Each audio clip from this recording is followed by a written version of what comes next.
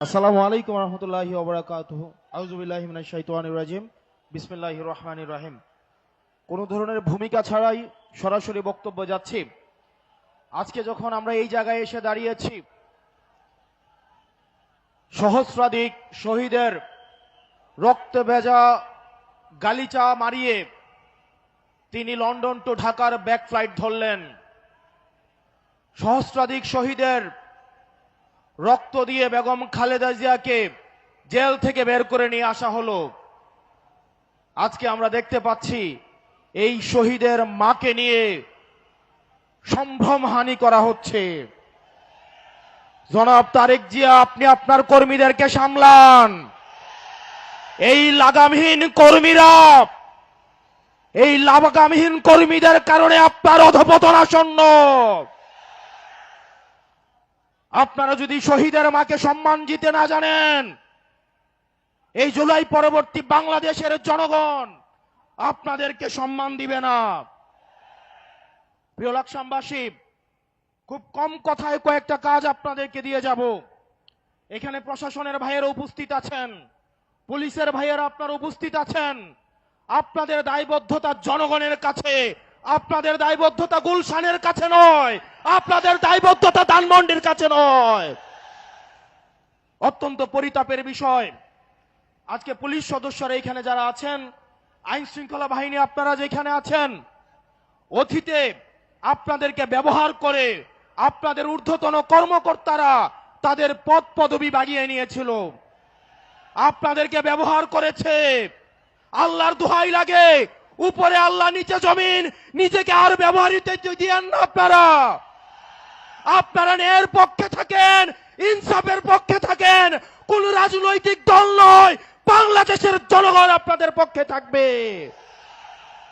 12 তারিখ নির্বাচনে প্রশাসনের ভাইয়েরা আপনাদের কাছে উদাত্ত আহ্বান জানাবো, আপনাদের কোন দলের গোলামি করার দরকার নাই। প্রশাসনের ভাইয়েরা, আপনারা জামাতে ইসলামেরও নন, আপনারা বিএনপিরও নন, আপনারা এনসিপির নন। আপনাদের জবাবদিহিতা বাংলাদেশের জনগণের কাছে।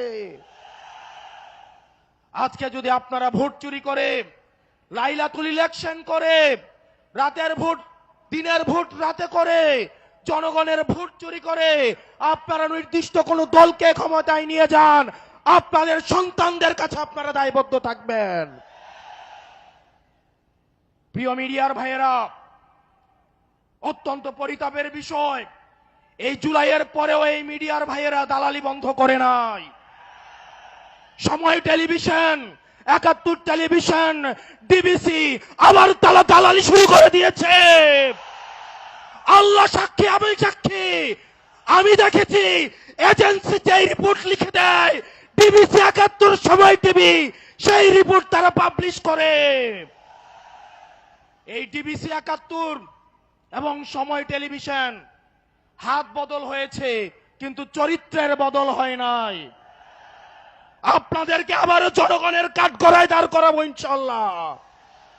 এই মিডিয়া শুধু প্রশ্ন, দুনিয়ার যত প্রশ্ন, দুনিয়ার যত সমস্যা, আমাদের ইনকাম কি, আমাদের চলাফেরা কোন জায়গা থেকে আসে, আমাদের শার্ট কোন জায়গা থেকে কিনি, রাজনৈতিক কর্মসূচি কিভাবে হয়, দুনিয়ার সকল প্রশ্ন আমাদের জন্য। অন্যদিকে সকল প্রশংসা এবং সকল মুগ্ধতা একটা রাজনৈতিক দলের জন্য। এর পরবর্তী বিপ্লব হবে এই মিডিয়া এবং প্রশাসনের বিরুদ্ধে বিপ্লব। বক্তব্য দীর্ঘায়িত করছি না।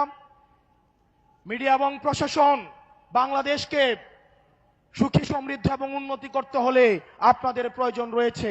আমরা আপনাদের শত্রু না, আমরা চাই আপনাদের দায়বদ্ধতা, আপনাদের জবাবদিহিতা হচ্ছে জনগণের মুখী।